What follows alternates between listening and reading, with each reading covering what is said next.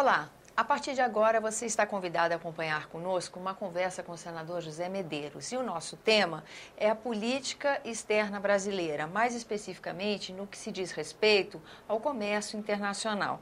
O senador estava no plenário quando eu convidei, né, senador? Ele tinha acabado de fazer um pronunciamento fazendo considerações e críticas justamente sobre essa política do governo brasileiro, né, senador? Sim, notadamente o Mercosul, que foi um bloco que surgiu na década de 90, um bloco para que houvesse uma integração da América Latina economicamente falando, mas que hoje ele já não faz sentido.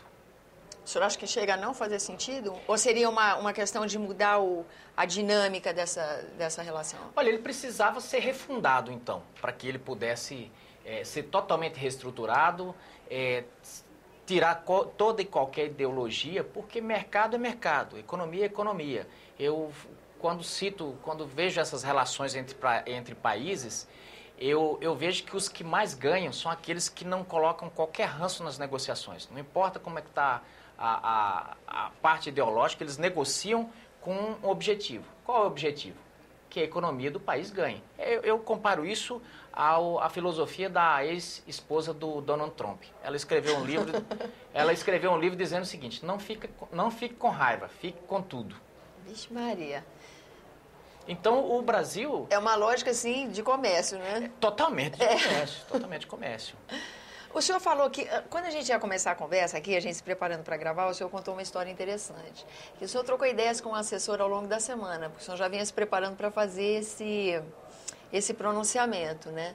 E que havia, assim, um acordo de que se vocês confrontassem a ideia ao longo da semana, o senhor até mudaria a tônica do discurso. No entanto, o que aconteceu foi justamente o oposto. Eu tenho um assessor, um amigo meu, que ele é petista por natureza, mas sem nenhuma crítica ao PT, mas ele tinha um entendimento e ele ficou muito preocupado quando eu falei que ia falar sobre o Mercosul e que ia defender, inclusive, o fim do Mercosul, o fim desse bloco econômico.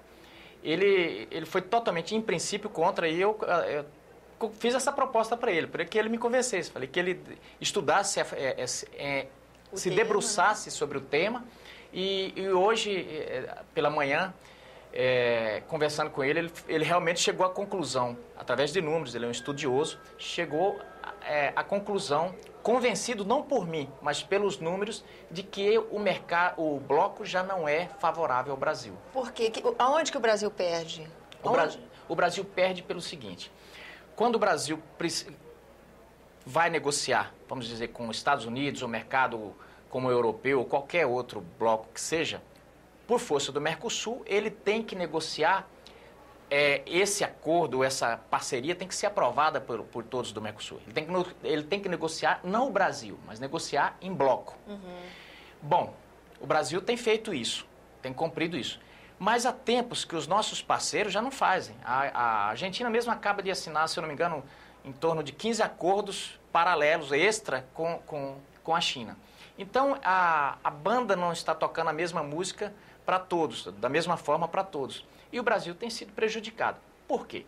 Ele tem feito a sua política internacional, a sua política econômica internacional, o seu comércio exterior, baseado nas premissas do Mercosul, que é um bloco que não tem conseguido fechar acordos.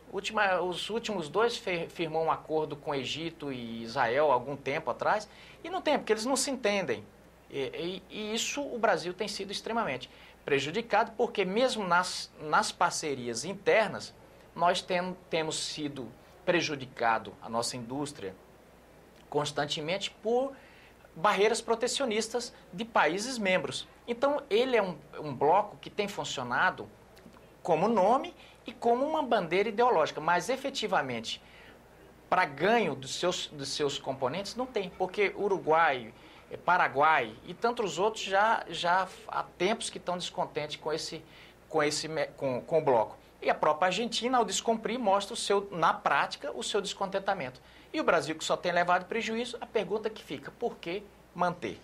Nesse momento em que os economistas anunciam um cenário preocupante, mesmo negativo, que o país faz esse esforço de ajuste fiscal, né, vai chegar até a mexer em direito dos trabalhadores, como é a questão do seguro-desemprego, por exemplo, restringindo algumas garantias, O comércio exterior, a política internacional tem recebido muita crítica no Senado, né, senador? Tem sido constante a gente que observa o trabalho nas comissões temáticas e no plenário do Senado, vê parlamentares criticando. O senhor teve naquela audiência pública da CAI, do presidente do BNDES, doutor Luciano Coutinho, não foi? Estive. Até ali houve críticas com relação a essas relações internacionais, né, do Brasil. Houve críticas, houveram críticas, principalmente porque foram feitas comparações dos investimentos brasileiros nos países para fomentar a nossa economia inclusive, para fazer com que empresas brasileiras possam investir também no exterior. Mas o que se notou é que a partir de um certo período, coincidentemente, esses investimentos foram em países, vamos dizer assim, bolivarianos, ou ideologicamente alinhados com certos setores e com o partido do governo. Essa crítica que se faz lá. O senhor acha que o Senado Federal, de alguma forma, a partir dessas críticas que faz, tem como colaborar com uma correção de rota, vamos dizer assim, dessas relações? Eu penso que nós aqui, o Legislativo, o Senado Federal, ele pode contribuir muito com o Brasil.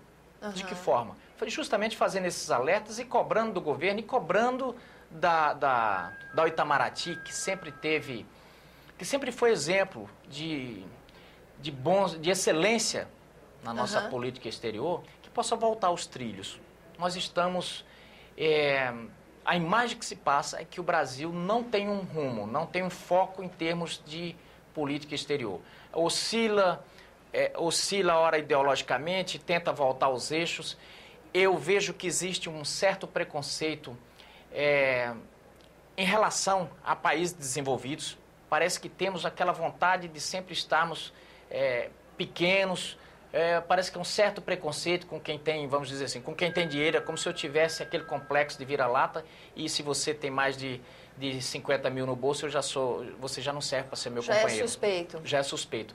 Então, eu penso penso e acredito piamente nisso, que em termos de economia nós temos que nos aliar com os grandes. Eu não vejo como você dividir pobreza. Você tem como dividir riquezas. E podemos e temos economia suficientemente grande e temos grandeza territorial e estofo internacional para nos aliarmos e fazermos comércio com os grandes.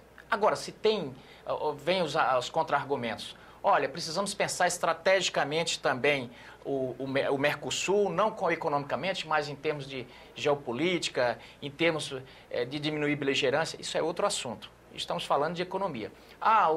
Países grandes ou blocos grandes vão ter barreiras protecionistas. Bom, esse é o jogo do mercado internacional e nós somos uma das economias mais fechadas do mundo.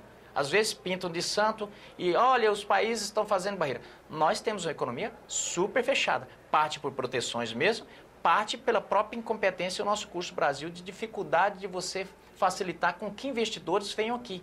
Qual investidor se sente seguro de investir no Brasil com as dificuldades que tem de estocar a nossa burocracia? Então, tem que colocar todo esse caldo. Burocracia, infraestrutura, marcos regulatórios, quer dizer, segurança jurídica, né? Pronto, você resumiu tudo. Hoje você tem que, quando você abre uma empresa no Brasil, você tem que ter boa parte dos funcionários, dos seus recursos humanos destinados à atividade meio e não na atividade fim. Você gasta boa parte para conseguir fazer frente à tamanha burocracia que se tem. E isso vai prejudicando o país, obviamente, ajuda a afugentar os investidores e nos deixa como coadjuvantes, às vezes até figurantes no cenário internacional, economicamente falando, que é o papel que nós estamos fazendo hoje. Senador, queria agradecer a sua presença aqui no nosso programa. Queria aproveitar para agradecer você que nos acompanha, lembrando que esse é o programa Argumento, que eu sou Tânia Horman, que você está sempre convidado a fazer sugestões e críticas ao trabalho da TV Senado. E para isso, 0800 61 2211, ligação gratuita.